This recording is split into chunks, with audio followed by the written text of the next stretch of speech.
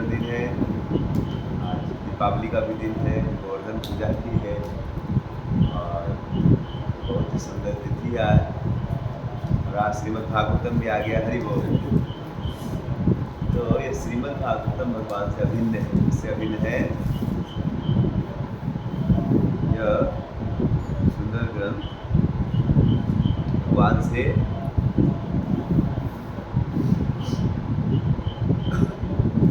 तो कोई बोलेगा कैसे आप बोल सकते हैं कि भगवान से अभिन्न है? शास्त्रों में इसकी बड़ी महिमा की है। तो श्री भागवत के महात्मा में बताया गया है कि तुंगभद्रा नदी के तट पे एक ब्राह्मण रहते थे जिनका नाम था आत्मदेव। उनका नाम था आत्मदेव ब्राह्मण और उनका विवाह हुआ। उनकी पत्नी का नाम था धुंधुली। तो आत्मदेव बड़े ही पवित्र ब्राह्मण थे, वेदों में निष्ठ, रोज अध्ययन किया करते थे और उनकी पत्नी देखने में बड़ी सुंदर थी। उसका नाम था धुंधुली, लेकिन उसकी आँख धुंधुली है। भौतिक आँखें नहीं, भौतिक आँखें बहुत सुंदर थी लेकिन आध्यात्मिक दृष्टिकोण से वो धुंधुली थी। धुंधलापन समझते, जब कुहासा आ जाता है, चीज़ें सामने होती दिखती नहीं है, धुंधली थी। तो ऐसे ही वो बहुत सुंदर थी लेकिन उसके आध्यात्मिक दृष्टिकोण से धुंधला था। आध्यात्मिक दृष्टिकोण से समझ नहीं पाते। जैसे हम लोग रोज गाते हैं, महाप्रसादे गोविंदे नाम ब्राह्मणी वैष्णव स्वल्प पुण्यवतम राजन विश्वास देव। इसका मतलब होता है, क्या मतलब होता है इसका? पता आपको? सुना है आप लोग ने? मंत्र इसका मतलब क्या होता है?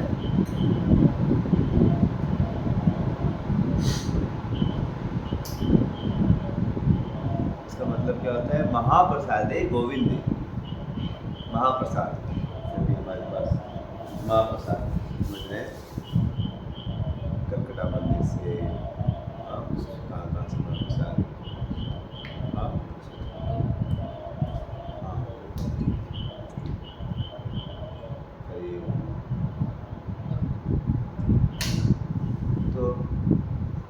तो महाप्रसाद मतलब भगवान को अर्पित किया हुआ खाना कहा जाता है। और गोविंद जी का नाम, भगवान का नाम हरे कृष्ण जब हम लेते हैं। और वैष्णव ब्राह्मण, तो ये जो भक्त होते हैं, भगवान का नाम, भगवान का प्रसाद, भगवान के भक्त, बोला गया स्वल्प पुण्यवतम राजन विश्वास देव। हे राजन, नागपुरी दृष्टि को बोल रहे हैं राजन, जिनके पुण्य कम होते हैं उनको विश्वास। बोले भगवान लकड़ी, लेकिन जिनके पुण्य होते हैं, जिनने सेवा की, उनको पता होता नहीं ये तो है। जो शुद्ध होंगे उनको लगेगा नहीं है। और आप आदान प्रदान नहीं करते, आप लोग सेवा करें, अच्छे सेवा दिखेंगे कि वो यहाँ पर है कि नहीं? सेवा करते तो दिखेंगे। जो अच्छे से, मेरी मम्मी गौरव देगा अच्छा सेवा करते तो उनके साथ क्या होता है? आदान प्रदान। जो भी भगवान की अच्छी सेवा करें दिखेंगे, नहीं खिलाएंगे या कुछ कमी हो गई तो आपको बताएंगे भाई ऐसा मत करो, समझ रहे हैं? लेकिन जो आदमी को भक्ति नहीं बोलेगा लकड़ी है, क्या है? क्या बोलेगा वो? क्या बोलेगा? आप लोग लकड़ी मानते हैं इनको? इनको तो मानते नहीं है और देते भी हैं, लीला भी करते हैं, समझ रहे हैं? पुरुषोत्तम क्या गोपाल जी हैं, जहाँ पर जो अच्छे सेवा करते हैं उनके भगवान को उनके साथ आदान प्रदान, समझ रहे हैं?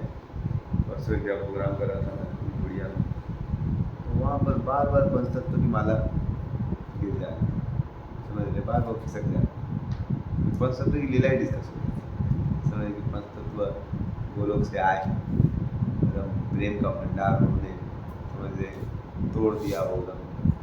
एक पंचतत्व मिलिया पृथ्वी त्यास किया तो एकदम लगा कि पृथ्वी में आ जाए, बार बार 10 बार गिरो, सरक जा रहा है। तो भगवान बहुत आदान प्रदान करते हैं, लेकिन जिनके पुण्य कम है उनको इसका अनुभूति नहीं हो सकती। स्वल्प पुण्य, स्वल्प मतलब ज़्यादा, स्वल्प मतलब ज़्यादा, स्वल्प मतलब ज़्यादा बोलते ना, अल्पति मतलब ज़्यादा नहीं,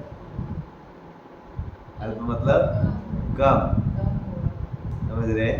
अल्प मतलब कम होता है, ज़्यादा नहीं। स्वल्प अल्प अल्प मतलब थोड़ा। तो स्वल्प पुण्य मतलब जिनके पुण्य कम है, विश्वास देव जाए थे, उनको विश्वास नहीं। बोले हरि नाम से हो जाए, लेकिन जिनके पुण्य जिन्होंने हरि नाम अच्छे से किया उनको पता नहीं, नाम करेंगे सब हो जाता है। जैसे नाम कीजिए आप देखेंगे सब कुछ, इसलिए हम लोग कार्तिक महीने में ज़्यादा नाम करते हैं, विश्वास है। तो जिनके कम पुण्य उनको विश्वास नहीं होता। तो ये आत्मदेव ब्राह्मण तुंगभद्रा नदी के तट पे रहते थे और उनकी पत्नी का नाम था धुंधुली। देखने में बड़ी सुंदर थी, लेकिन आध्यात्मिक दृष्टिकोण उसको समझ में नहीं आ रही, जबकि पति थोड़े आध्यात्मिकता में आगे थे, इसकी बुद्धि बुद्धि। तो जब इनका जीवन चल रहा था, तो भौतिक जीवन ऐसे नहीं चलता है, ऐसे ऐसे होता है, कभी अच्छा होता है, कभी बुरा हो जाता है, कभी कुछ। सब कुछ ठीक चल रहा था और इनके जीवन में बहुत पैसे भी हो गए भगवान की कृपा से, और पवित्र जीवन का जीने का काफ़ी पैसा हो गया, संपत्ति हो गई, सब कुछ हो गया। लेकिन एक प्रॉब्लम हो गया। क्या प्रॉब्लम हो गया? इनको बच्चे नहीं हो रहे थे। क्या नहीं हो रहे थे? अब गृहस्थ जीवन में अगर बच्चे ना हो, संतान नहीं, तो फिर क्या फायदा? बेचारे सब तीर्थ घूम लिए भारत के, लेकिन कुछ नहीं हो रहा। अब आत्मदेव बहुत दुखी रहने लगे और कर्मों का ऐसा खेला हुआ, उसको तो बच्चे हो ही नहीं रहे थे। लोग अब जो भी रास्ते से गुजरते थे उसको देख के दूर भाग जाते थे कि ये मनुष्य है, इसको बच्चा, ये एकदम पापी है, इसको बच्चा ही नहीं होता। बड़ा बड़ा बुरा लगता था आत्मदेव को, जो रास्ते से आपको देख के भाग जाए। यहाँ तक कि उनके घर में क्या हुआ, जो गाय थी वो भी बछड़ा नहीं देते। उसको लगा कि मैं इतना पापी हूँ कि चलो हम तो बच्चा नहीं कर पा रहे, गाय का ही मतलब पूरा गांव में इनको बदनाम हो गए, इनको एकदम मनुष्य मारने लगने लगे।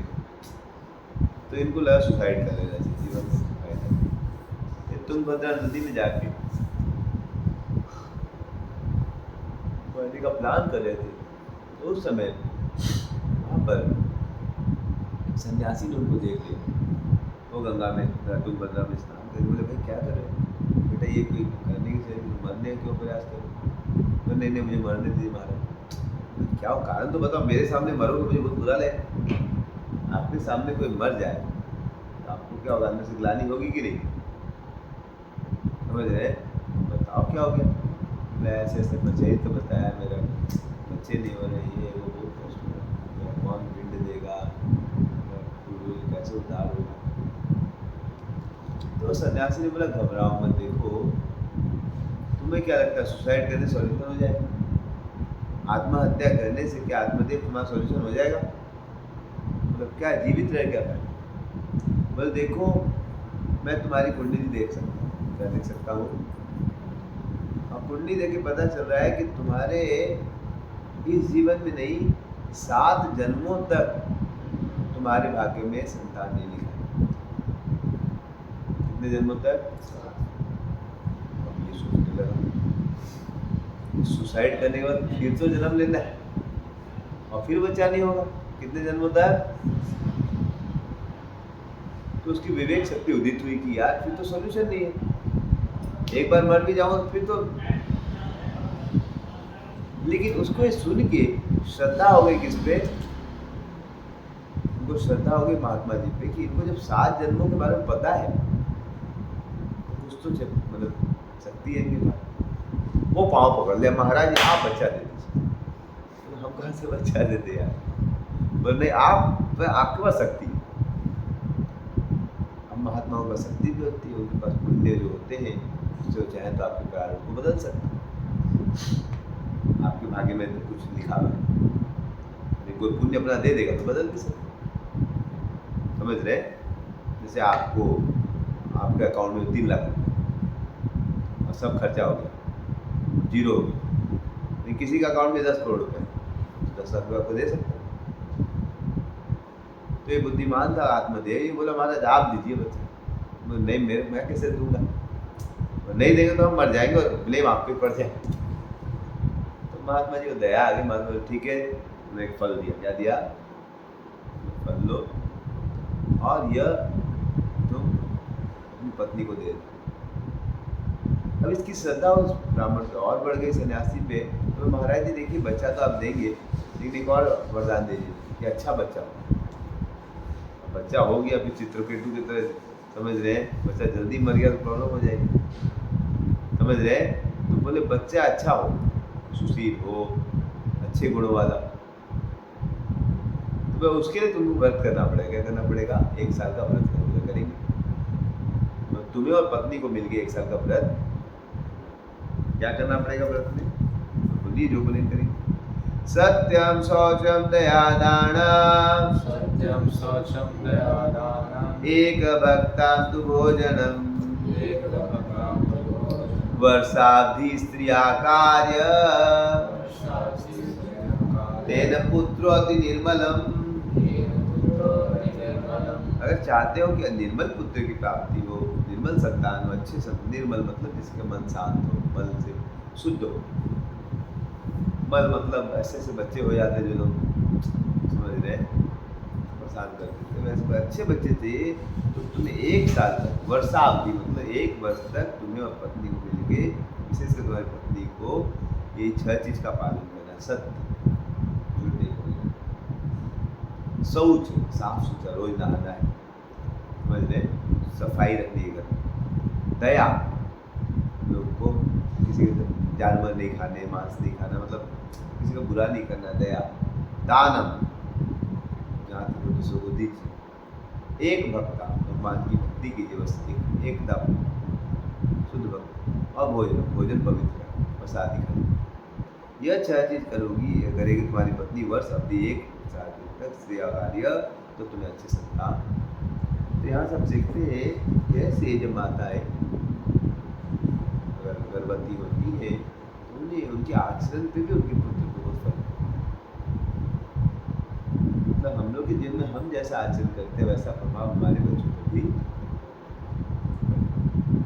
हमने 1 साल के लिए व्रत करने के लिए बोला कि इससे ऐसा करने से आपको कैसा पुत्र होगा? अति निर्मल। तो खुशी खुशी ने फल लिया, तो कहाँ आ गए? अपने घर आप वापिस आ गए।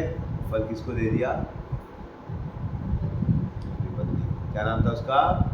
धुंधली। अब धुंधली, क्योंकि वह आध्यात्मिक दृष्टिकोण उसका धुंधला था, तो समझ नहीं पाई महात्मा की कृपा, लेकिन बोलने में बड़ी एक्सपर्ट थी। तो पतिदेव को बोली, पतिदेव मैं जरूर ग्रहण करूँगी। ऐसा बोली, बोलती थी बहुत अच्छा, या अंदर से पूरा एकदम गोल थी, समझ रहे। तो बोली, पतिदेव मैं जरूर ग्रहण करूँगी। पतिदेव पूरा उसको चक्कर में था, उसको लगता है यही सही। बोले, पतिदेव देखिए, लेकिन इतना पवित्र संत ने हमें दिया है, सुनना।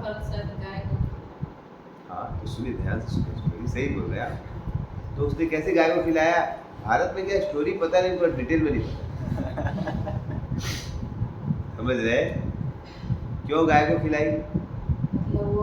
मतलब टेस्ट देखे, ये फल खाने से गाय बनती है। लेकिन फिर तो फल खत्म हो जाए तो उसको बचा नहीं मिलेगा। हाँ, फिर तो उसको इसलिए स्टोरी पूरा डिटेल पता होना चाहिए, तो आप फंस जाएंगे। उसको क्यों देगा भाई? हमको जब एक फल इतना रेयरली मिला है, दुर्लभ है, तो हम क्यों गाय को टेस्ट कराएंगे? रोज रोज मिलता तो अलग बात है, तो दुर्लभ था।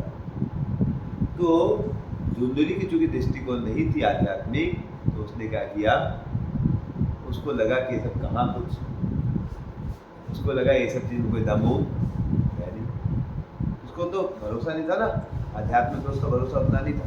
उसने बताया इससे पुण्य नहीं है, उसको लगेगा कि जगन्नाथ जी का विग्रह क्या है, तो लकड़ी है, क्या लगेगा उसको, समझ रहे। लेकिन क्योंकि धुंधली का दृष्टिकोण क्या था, भौतिक था, लेकिन बात करने में एक्सपर्ट थी, तो इतना बढ़िया था, पति को बोलती थी, बोले पति देव देखिए आपने इतने बड़े महात्मा जी ने हमें फल दिया, तो मजाक है क्या? तो देखिए इसका हमको क्या करना पड़ेगा, मैं इसको ऐसे थोड़ा लूँगी, मैं थोड़ा नहा धो के बढ़िया से पूजा वूजा करके लूँगी। भी बोला हाँ, वो भी नहीं बोला अभी खा लो, वो भी बोला ठीक ही, बोले बेचारी नहा धो के अच्छे से लेगी। उसका मन में कुछ और चल रहा था, बोलती कुछ और। तो उसके मन में था, धुंधली थी, तो उसके मन में था कि अगर हम फल खा लेंगे तो हम प्रेग्नेंट हो जाएंगे, और प्रेग्नेंट हो जाएंगे तो मेरा फॉर्म खराब हो जाएगा, मेरा फिगर जो है खराब हो जाए, समझ रहे?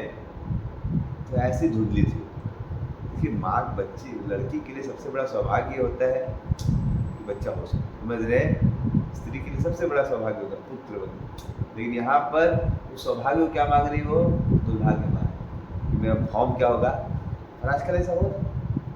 मैं गया था कुछ दिन पहले मेघालय में प्रोग्राम करने, तो बताया थे वहाँ पर जो कपड़ा रूम साफ करने वाले आते हैं वो लोग 60 लाख का फॉर्च्यूनर गाड़ी में आते हैं। क्या बोल रहे हैं, समझ रहे? 70 लाख का गाड़ी में लोग घूमती है, आप लोग समझ रहे? तो बताया वो लोग, बहुत लोग क्या है, वो कैसे पैसा कमाती है। कोई औरत बहुत अमीर घर की होती है, वो लोग बच्चा पैदा नहीं करना चाहते, बहुत कष्ट होगा, तो वो लोग किसी और को के द्वारा बच्चा पैदा करवाते हैं, समझ रहे? तो वो कोई जो लड़कियाँ होती हैं साफ करने वाली, ये लोग के द्वारा बच्चा पैदा करती है और इनको काफ़ी पैसा देती है और से बच्चा ले। ये सब तो मैं सुना जैसे कुछ दिनों पहले की भागवत में सुना, तो मैं मैच करके बाबा हो रहा है ऐसा, मतलब भागवत में सोचता ऐसा पहले दिया होगा, लेकिन ऐसा आज भी। तो उसने सोचा कि हम प्रेग्नेंट नहीं होंगे, उसने बहुत सारे कारण दिए, भागवत में श्लोक है, भागवत महात्मा ने वो बोली कि अगर मैं प्रेग्नेंट हो गई तो मेरा रूप खराब हो जाएगा और फिर मोटी हो जाऊंगी, मैं प्रेग्नेंट हो जाऊंगी तो खा नहीं पाऊंगी, मैं मोटी हो जाऊंगी खा नहीं पाऊंगी, प्रेगनेंसी में ज़्यादा नहीं खा पाऊंगी, समझ रहे? और क्या प्रॉब्लम होगा? बोले अगर बच्चा टेढ़ा हो गया तो प्रॉब्लम हो जाएगा। और बोली अगर सुखदेव गोस्वामी की तरह 16 साल निकला नहीं था, सुखदेव गोस्वामी 16 साल निकला नहीं था, वैसे मेरा ही बच्चा नहीं निकला था, तो पूरा टेंशन में आ गया। तो उसकी एक बहन थी, वो भी ऐसी थी, तो लोग डिस्कस करने लगे कि यार मैं बहुत टेंशन में फल दिया मेरा पति, समझ रहे? क्या करूँ इसका, खाऊंगी तो परेशान हो जाऊँगी। बोले तुम क्यों परेशान होगी, इसको फेंक दो, गाय को खिला दो। बोले तो पति बोले बच्चा कहाँ है? बच्चा मेरा तो ऑलरेडी बहुत सारा बच्चा हो गया, मैं संभाल भी नहीं पा रही, तुमको एक दे दूँगी, तुम तो पैसा देना। ठीक है भाई, समझ रहे? तो इस प्रकार से वो, लेकिन तो पति पकड़ लेगा, प्रेग्नेंट नहीं हो तो बच्चे करें, नाटक कर ले, नाटक में तुम एक्सपर्ट। तो वो एकदम नाटक उटक करके बोले दूध नहीं आएगा, बोलते हैं दूध आया नहीं, कमजोरी हो गई, अपनी बहन को बोल देती वो दूध पिला दे। तो पूरा प्लानिंग करके लोग क्या किया, कर लिया। अब बच्चा हो गया, उसको किसका बच्चा था? बहन का बच्चा, फल खिला देते गाय को, समझ रहे? तो बच्चा हुआ तो धुंधली जब आत्मदेव सोचा मेरा बच्चा है, और उसको ऐसा घुमाती थी कि देखिए बहन को बुला लेती हूँ, बहुत कमज़ोर हो गई हूँ, बच्चे को तो अच्छे से पालन पोषण करना होगा। ये बता, आत्मदेव बोलता तुम टेंशन में, पैसे कोई कमी नहीं, हमें जो चाहिए लेकिन तुम बच्चा अच्छा होना चाहिए, समझ रहे? और ये पूरा एकदम यूज़ किए जा रही है। अब धीरे धीरे धीरे बच्चा बड़ा होने लगा, तो बोले चलो ब्राह्मणों को बुला के इसका नामकरण करवा देते। बोले नहीं कोई ब्राह्मण, उसको डर था, अब वो ब्राह्मण आके कुंडली उंडली देख के बता दिया कि इसका बच्चा है ये नहीं, तो प्रॉब्लम हो जाएगा, समझ रहे? तो खुद ही अपना बच्चा का नामकरण खुद ही ढूंढ ली थी, और बच्चा का नाम क्या है? धुंधुकार। अपना भी नाम हरि बोल था, बच्चे का नाम भी दी हरि बोल, धुंधुकार, मतलब पूरा धुआं धुआं कर देगा, वो करेगा थोड़ा दिन पता चलेगा, उसकी लीला आएगी क्या क्या घर को धुआं धुआं कर देगा। एक बच्चा हरि बोल निकल जाता पूरा घर को क्या कर देगा? धुआं धुआं कर देगा। तो धुंधुकार नाम भी कितना अद्भुत है, क्या धुंधुकार, समझ रहे? सुन के लग रहा है एकदम महाकारी हाहाकारी करेगा, समझ रहे? और इधर क्या हुआ, धुंधुकारी एकदम बचपन से एकदम परेशान करना चालू कर दिया। 3 महीने बाद गाय ने बछड़ा दिया, तो आत्मदेव खुद अपने हाथों से निकाले, तो देखिए बच्चा जो था मनुष्य का रूप लिया, ऐसा रूप लेके निकला, और पूरा कान उसके कैसे थे गाय के, उसका नाम रख दिया गया गोकर्ण। क्या नाम रख दिया गया? गोकर्ण, समझ रहे? अब ये गोकर्ण उस ब्राह्मण के फल का, सन्यासी के फल का, तो इसके अंदर पहले बचपन से क्या दिव्य गुरु, महात्मा जी का आशीर्वाद। अब धुंधुकारी इतना बदमाश, बचपन से खेलने जाएगा मार देगा किसी को भी, 10 बच्चे जाते थे 8 ही वापिस आते थे, 2 को पता चलता था गेम ओवर हो गया, उनका लाइफ ओवर हो गई। गेम ओवर नहीं तो लाइफ ओवर हो जाती। ऐसे करके पूरा एकदम इलाके में उसका नाक में दम कर दिया। तो गोकर्ण तो भाग गया बेचारा, तब बचपन से स्वभाव था उसका तीर्थ सन्यासी टाइप का, वो चला गया तीर्थ यात्रा में छोटी उम्र में। इधर धुंधुकारी बाप को परेशान कर ऐसा काम करता था, पैसा खा भले के भाग जाएगा, मतलब दारू पी लेगा, ये कर लेगा। बेचारा आत्मदेव एकदम सर पे हाथ रख दिया। उसको पता ही नहीं महात्मा जी का आशीर्वाद ये नहीं है, कुछ और है। उसको लगा महात्मा जी का आशीर्वाद। अब क्या हुआ धुंधुकारी एकदम परेशान हो गया। आत्मदेव सोचने लगे क्या करें, दुखी रहने लगे। तो फिर आत्मदेव वापिस गोकर्ण घूम के वापिस आएगा। उन्होंने गोकर्ण ने अपने पिता को ज्ञान दिया कि पिताजी हम शरीर नहीं, हम आत्मा, और आप ज़्यादा आसक्त मत होइए। समझ रहे हैं, ये धुंधुकारी गलत करे तो आप क्यों दुखी हो रहे? समझाया नहीं समझ रहे, आप अपना भजन कीजिए, आप भक्ति करके निकलिए।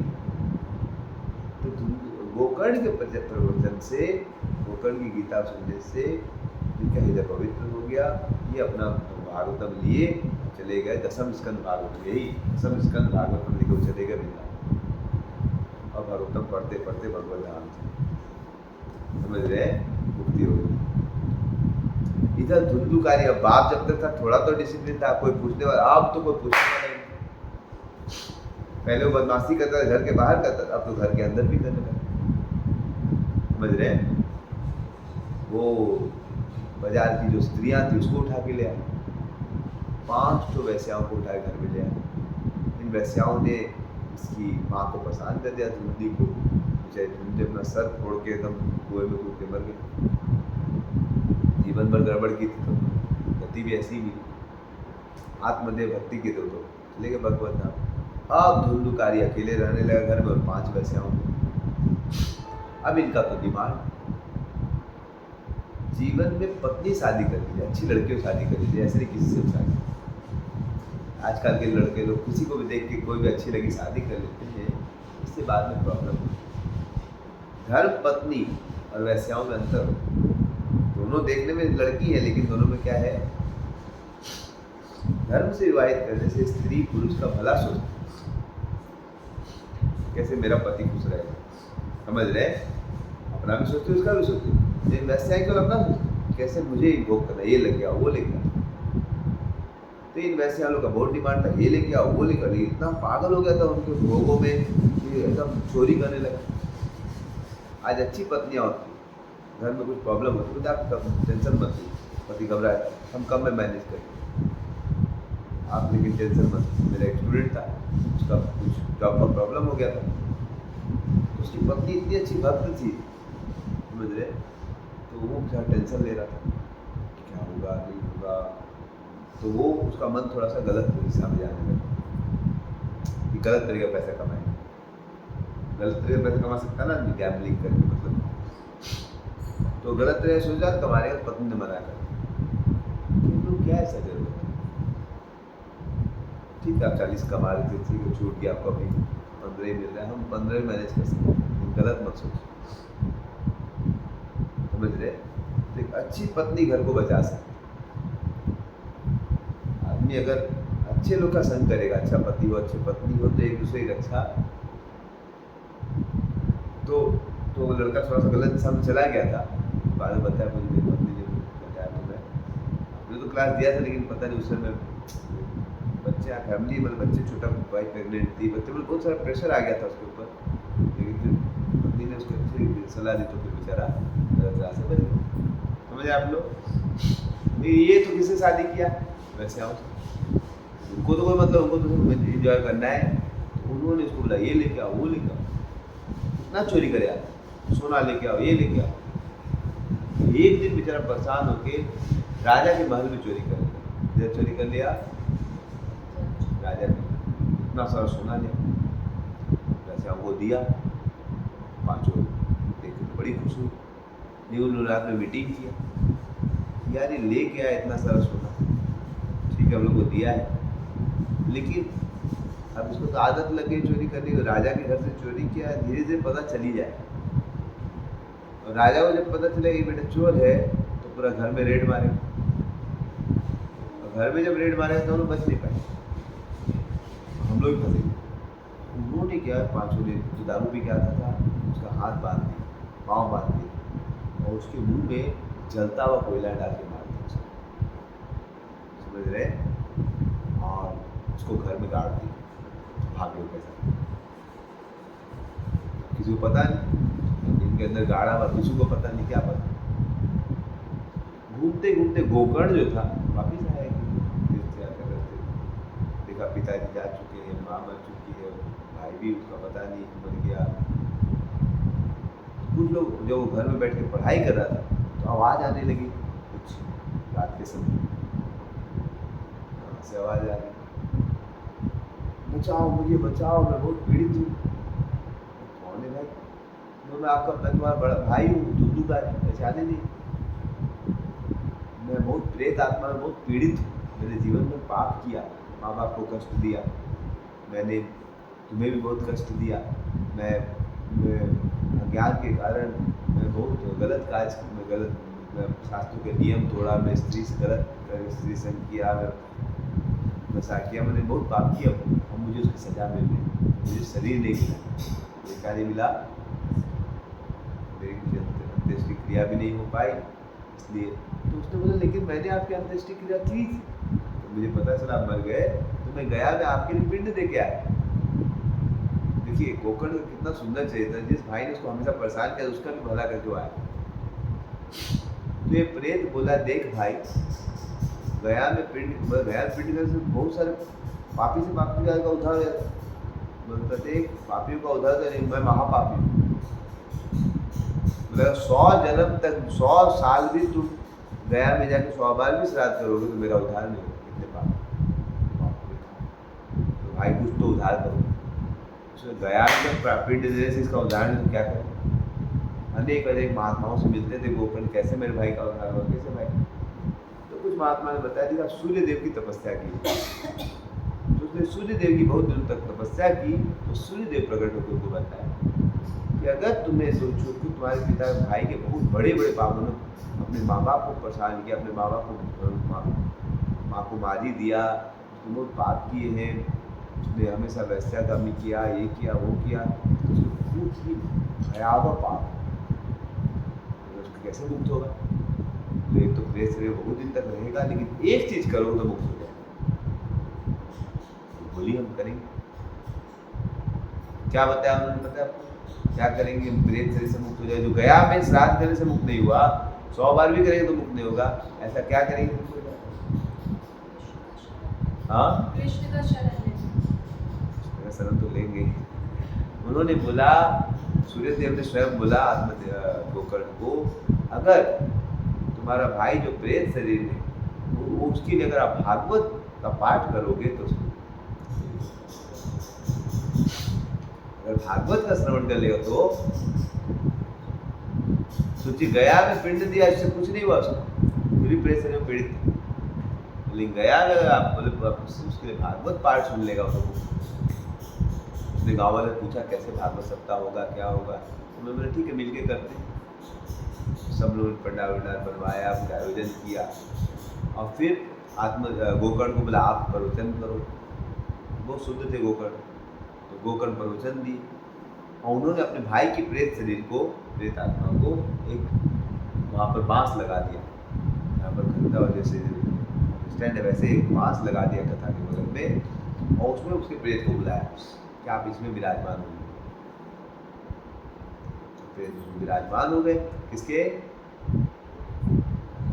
धुंधुकारी, और कौन कथा देने लगे, गोकर्ण कथा देने लगे, कोई गाँव वाले बैठे। एक दिन की कथा हुई तो बांस में 7 गांठें थी, पहली गांठ फट गई, लोग समझ गए कि भागवत कथा सुन रहा। दूसरे दिन कथा हुई, हजारों गांव के लोग थे, सब सुने, फिर गांठ फट गई। इस प्रकार 7वें दिन जब भागवतम समाप्त हुआ, पूरा बांस ऐसे फटक गया, और उसमें से बहुत दिव्य तेजस्वी रश्मि निकली, चतुर्भुज श्याम वर्ण, समझ रहे। सबसे पहले उसने प्रणाम किया गोकर्ण, कि मैं वही धुंधुकारी हूँ, तुम्हारी कृपा से आज मेरा उद्धार।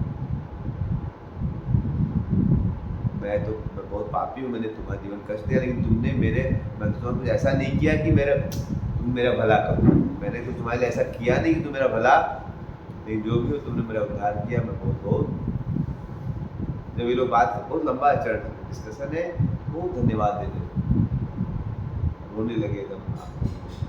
और उसी समय भगवान का वैकुंठ से क्या आ गया और उसको लेके गए। तो जितने भी लोग थे बोले भाई रुकिए रुकिए रुकिए, हम लोग भी तो कथा सुने, इसी को क्यों लेके जा रहे? हम लोग भी 7 दिन कथा सुने, आप लोग इसको लेके जा रहे हैं। हम लोग, अरे ये तो खर्चा भी नहीं किया, हम लोग तो सब खर्चा भी किए, ऑर्गेनाइज किए, तो प्रसाद स्पॉन्सर करवाए, ये किए, इसको ले जा रहे, हम लोग को भी ले चले। तो 2 विष्णुदूत जो आए थे जाने के लिए रथ पे, तो बोले देखिए आप लोग अभी नहीं जा सकते। बोले भाई हम लोग ने क्या गड़बड़ किया, हम लोग तो वही पाठ सुने। बोले नहीं, धुंधुकारी ने ध्यान से कथा सुनी, धुंधुकारी ने कथा, आप लोग कथा में बैठे थे लेकिन मनन आप लोग कथा में सिर्फ अटेंडेंस दे रहे थे, और बीच में जो पानी पीने चल जाते थे, कोई टॉयलेट करने चला गया, कोई इधर चला गया, कोई मिलने चला गया, मिलने चला गया, जब मोबाइल कॉल आ गया, समझ रहे। लेकिन धुंधुकारी एकदम एक टक होके क्या था, कथा सुन रहा था। धुंधुकारी एक टक होके क्या सुने, समझ रहे। तो धुंधुकारी ने ध्यानपूर्वक कथा सुनी। क्या सुनी? और आप लोग क्लास से चले जाते थे तो फिर उसके बाद आप लोग चर्चा करते थे, अरे वो फलाना माता जी का साड़ी बड़ा अच्छा था, कहाँ से ली पता नहीं, ओ उसका झुमका बड़ा अच्छा था, समझ रहे। और उसके घर में गाड़ी आ गई, मोटरसाइकिल बड़ी अच्छी आ गई। आप लोग कथा से जाने के बाद चर्चा करते थे किसी और चीज़। ये धुंधुकारी रात भर मनन करता था, क्या सुना कि भगवान पुरुषोत्तम से पूरी सृष्टि आ रही है, उन्हीं को समर्पण होना चाहिए। रात भर भगवान का जप करता था, प्रार्थना करता। तो उसने एक निष्ठ होकर कथा सुनी, रात दिन भर सुनता था, रात भर उसका एप्लीकेशन करता था, मनन करता था, अध्ययन करता था, समझ रहे। लेकिन आप लोग मन से कथा, इसीलिए भगवत धाम से सब लोग बोले भाई ये तो हमसे गलती हो गई, पहले पता होना चाहिए। तो सबने बोला भाई ध्यान से हम भी कथा सुने। तो बोला सेटअप तो किया भाई, फिर से गोकर्ण हुआ, फिर से आप कथा सुनाई। फिर 7 दिन गोकर्ण ने क्या सुनाई, इस बार जब कथा सुनाई सब लोग ध्यान से सुने। इतने ध्यान से सुने कि जब 7वें दिन आहुति दी गई, भागवतम शेष हुआ, उसी समय हजारों हजारों हजारों वैकुंठ के क्या आ गए विमान, समझ रहे। सबको ले जाने लगे, तू इधर आ, तुम्हारा भी हो गया, समझ रहे, तुम्हारे लिए मानसिका, समझ रहे, हिमांशु, सबके लिए क्या आने लगा, समझ रहे, प्रियंका, सबके लिए क्या आने लगा विमान। कुछ बोले मेरा नाम नहीं आता, तो तुम्हारा भी आ रहा है, समझ रहे। और सब लोग कहाँ चले गए, पूरा गाँव का उद्धार। तो श्रीमद् भागवतम बड़ी शक्ति, श्रीमद् भागवतम श्रवण मात्र से आदमी पवित्र हो जाता है, लेकिन ध्यान से श्रवण करें। इसीलिए आज बहुत बड़ा भाग्य है कि यहाँ पर श्रीमद् भागवतम प्रकट हुई। श्रीमद् भागवत में स्वयं लिखा हुआ है कि जब भगवान भगवत धाम जाने लगे 5000 साल पहले, तो धर्म जो थे भगवान के आसपास हाथ जोड़े, आप चले जाए तो धर्म नाश हो जाएगा, क्या बचेगा। तो भगवान ने बोला चिंता मत करो, मैं अपना अवतार कलयुग में भागवत के रूप में करूँ। पहले स्कंद के 3 अध्याय के 43 नंबर श्लोक में भगवान स्वयं बोल रहे हैं कि कलो नष्ट दिशा हमेशा, कलयुग में दृष्टि नष्ट हो जाएगी, अंधेरा हो जाएगा, धर्म नष्ट हो जाएगा। आज देखिए धर्म नष्ट हो गया कि नहीं हो गया। धर्म के 4 खंभे, क्या क्या खंभे, दया, तपस्या, सत्य और शौच। और आज देखिए तपस्या है ही। आज जीवन में लोग तपस्या का नियम टूटता है, नशा करता है, प्राय सब लोग नशा करते हैं। देख लीजिए भारत में 99% लोग नशा करते हैं। समझ रहे हैं? प्राय हर चाय तो हर घर में बनता ही है। बताइए कोई घर में नहीं बनता, बहुत रेयर होगा। 1000 में 1 घर होगा शायद ऐसा जिसमें चाय न बने। समझ रहे? हम लोग जब छोटे बच्चे दुकान में, हर दुकान में हम लोग 5 दुकान में हम लोग का कोई भी कस्टमर आएगा, चाय ले आओ, क्या ले आओ? चाय तो ऐसे पीते पानी की तरह। समझ रहे? चाय के मतलब चाय नशा है। हर घर में क्या खैनी। मैं ट्रेन से आया था पुरी से, मेरा पुरी प्रोग्राम था, तो पुरी से मैं वापस आ रहा था। समझ रहे? तो कैंप के बाद मैं 2 दिन रुका था उधर, कुछ और लोगों के साथ समय बिताने। भुवनेश्वर में मेरे कुछ प्रोग्राम्स थे, तो वहाँ से मैं टिकट बुक नहीं कर पाया, मेरा शेड्यूल बहुत हेक्टिक था। तो फिर लास्ट मिनट में फिर तत्काल करके आ रहे थे। तो ट्रेन में भी मैं आ रहा था, तो एक आदमी खैनी खा रहा था। तो मैंने उनको बोल दिया, भैया खैनी तो अच्छी चीज़ मत है। तो मेरे को घूर के देख रहे, ऐसे लग रहा मैंने कोई बहुत बड़ा पाप कर दिया। उसको बोला खैनी मत खाओ, तो मैंने घूर के देख रहा कि आप क्या बोल रहे, आप महापाप कर रहे, खैनी नहीं खाते। तो जगन्नाथ जी प्रसाद बन रही, प्रसाद नहीं खाते, खैनी खाते। तो मेरा एक ब्रह्मास्त्र जो हमेशा काम आया, और लोग भी उसको मना नहीं करे। तो बोला देखिए आप खा रहे, अच्छा चीज़ है। तो बोले महाराज ये अलग विचार कर रहे हैं, आप छोड़ दीजिए। देखिए सब लोग मेरे को ही बोल रहे हैं कि आप मत बोलिए, उसको कोई भी नहीं बोल रहा है। समझ रहे? कलयुग ऐसा आ गया है, नशा करना नॉर्मल हो गया।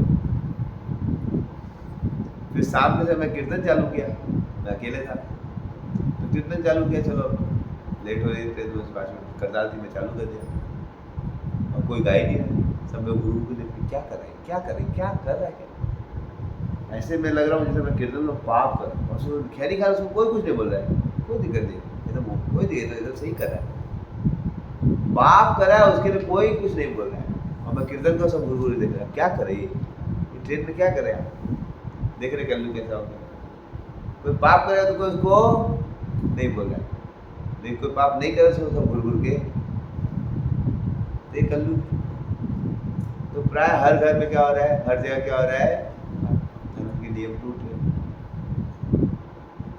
दया है ही नहीं लोग के हृदय। समझ रहे? माँ बाप को छोड़ दे रहे हैं, मतलब बहुत बुरी हालत। सही बोल रहा हूँ, गलत बोल रहा हूँ? हाँ सही बोल रहे। कलयुग के लक्षण। तो कलयुग में धर्म नष्ट हो जाएगा, लेकिन बोले कलो नष्ट दिता हमेशा। लेकिन उसमें क्या होगा, भगवान किसके रूप में आएंगे, भागवत।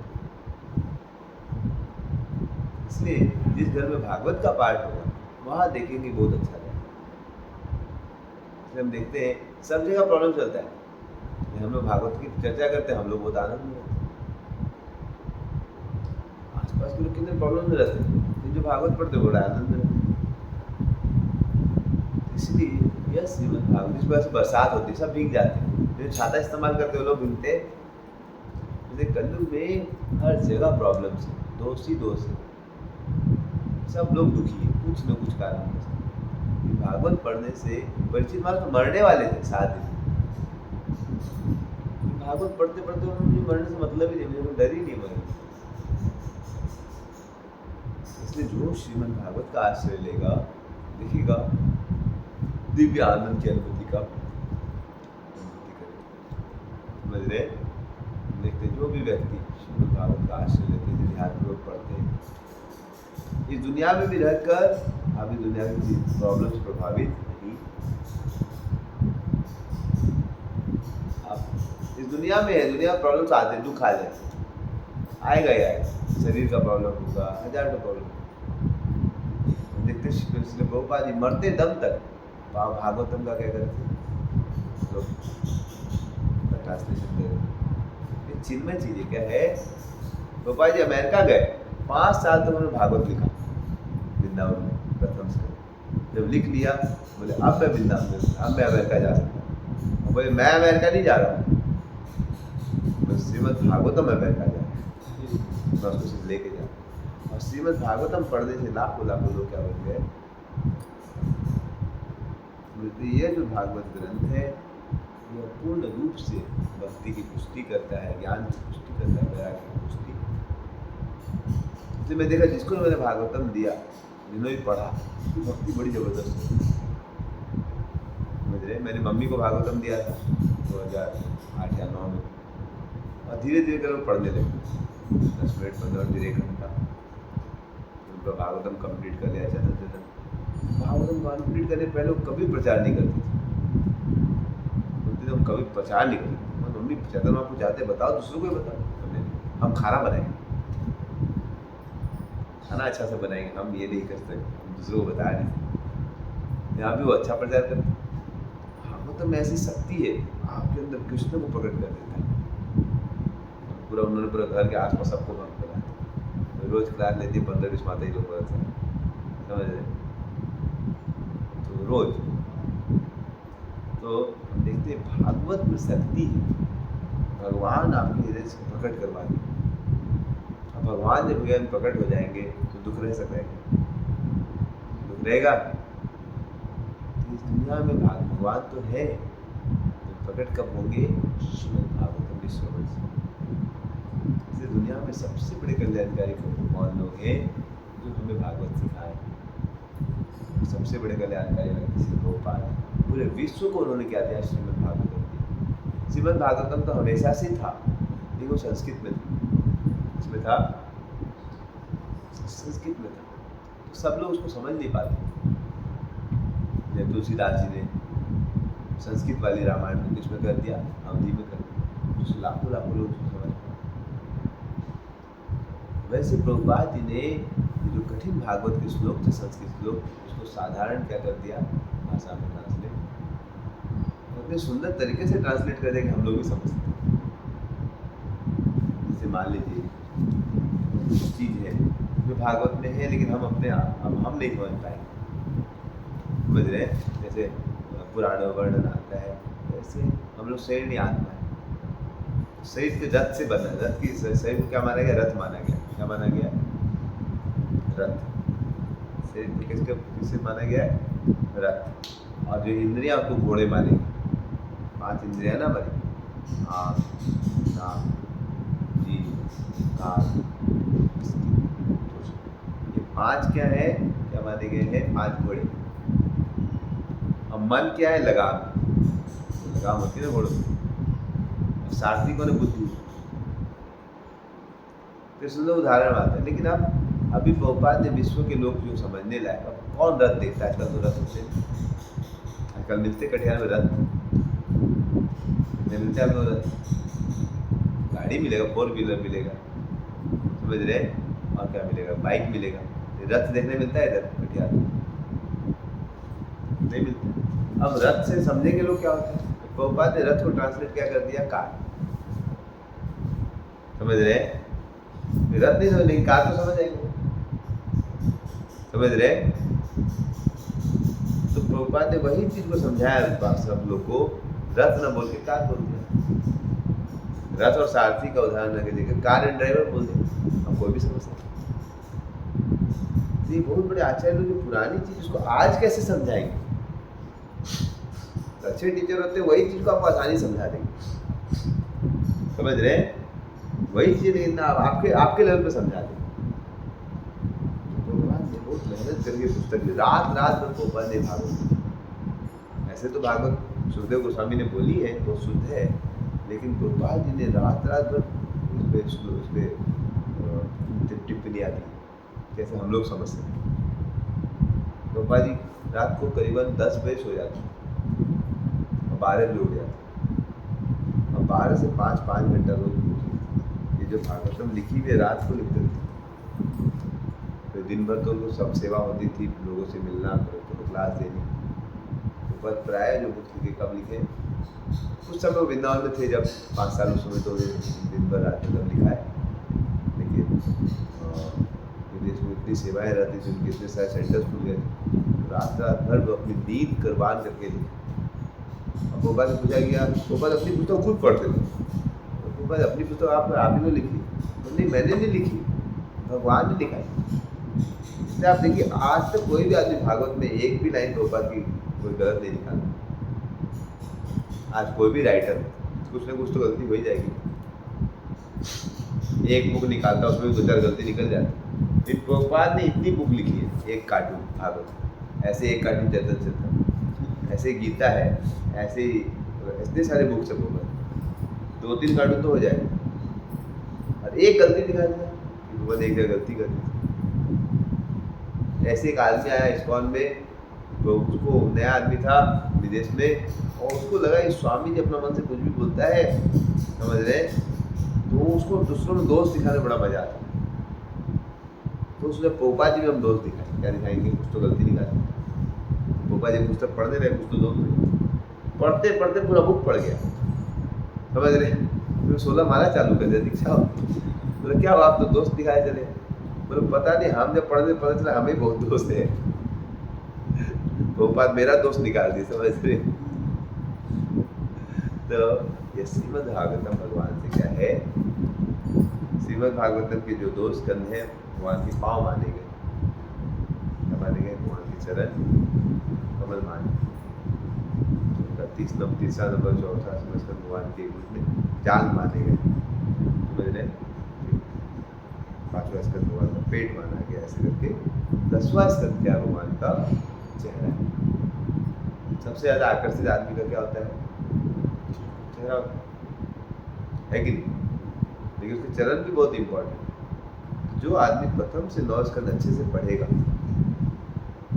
तो उसको चेहरे को बढ़िया से अप्रिशिएट। जैसे भागवतों को ध्यान से जिसने पढ़ा, मैं अपनी मम्मी को दिया, मैंने रमेश को दिया था, उन्होंने भागवतम, जिन्होंने भागवतम पढ़ा उनके जीवन में चमत्कार। ऐसा मैं 20-25 लोगों को खुद देखा होगा, सबको नहीं देख पाता हूँ। मैं यहाँ से 50-60 लोगों को भागवतम दिया होगा, ज़्यादा उनको दिया होगा। मैंने देखा जिन्होंने भागवतम पढ़ा, एक व्यक्ति तो भागवत भी नहीं, बट भागवतम गलती से मैंने दे दिया, पढ़ भी रहे, इतना उनका फिलोसफी क्लियर हो गया, समझ रहे। तो भागवत वो रोज पढ़ते थे, 5वें स्कंद को पढ़,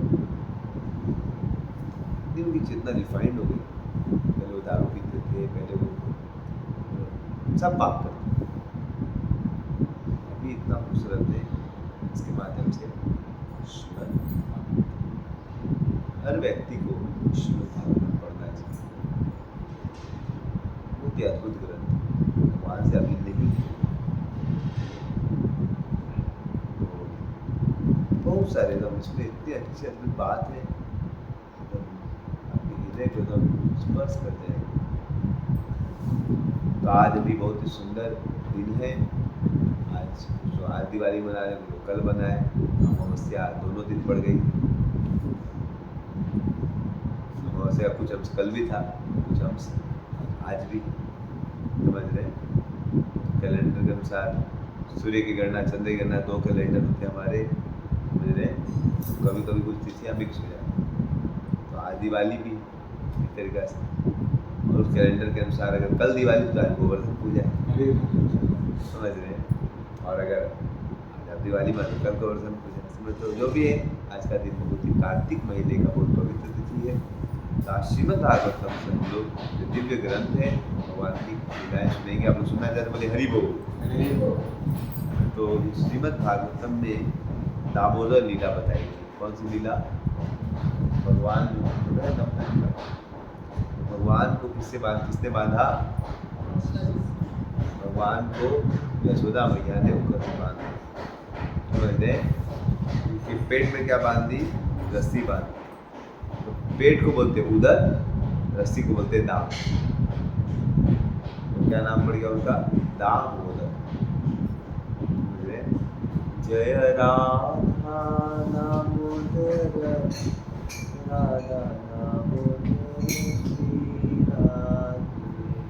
जय राधा दामोदर, राधा दामोदर श्री राधे। जय राधा दामोदर, राधा श्री राधे। जय राधा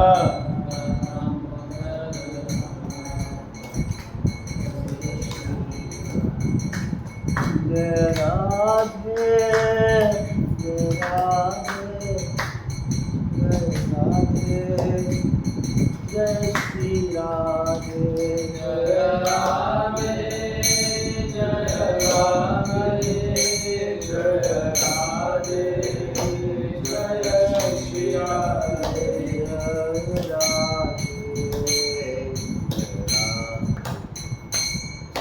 राधे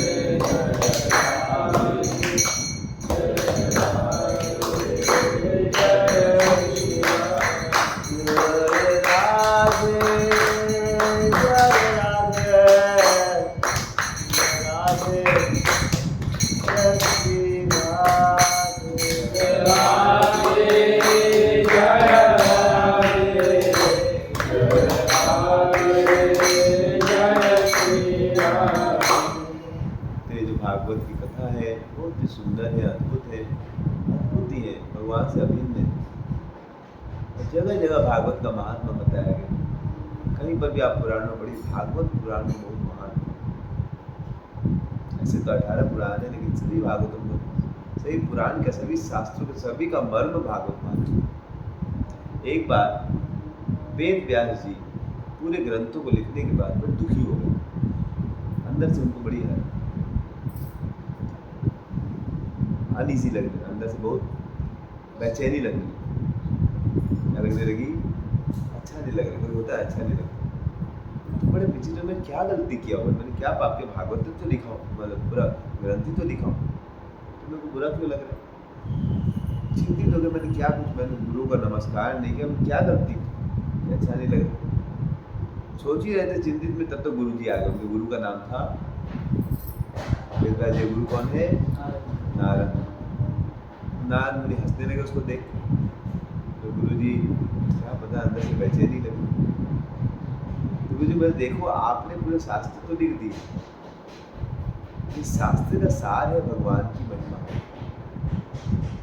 तो आपने अब शास्त्र इतने लंबे, उसमें भगवान की महिमा छुपी भी है। ज़्यादातर क्या है, ये करोगे तो ये सुख मिल जाएगा, ऐसा करोगे तो धन मिल जाएगा, ऐसा करो सुंदर स्त्री मिल जाएगी। तो आपने लोगों को ज़्यादा करके भौतिक चीज़ बताई है और भगवान की डायरेक्ट जो महिमा है बहुत कम बताई, इसीलिए आप बेचैन हो। तो आप क्या करें, तो आप अब पूरे वेदों का सार श्रीमद् भागवतम लिखिए। तो उन्होंने श्रीमद् भागवतम लिखा, तब जाकर भागवत जो है, इसमें कोई भी तरह का कर्मकांड नहीं, ये पूर्ण रूप से शुद्ध भक्ति का प्रचार करते हैं, समझ रहे? तो और स्वयं शिव जी भी इस भागवत की बड़ी महिमा गाते हैं।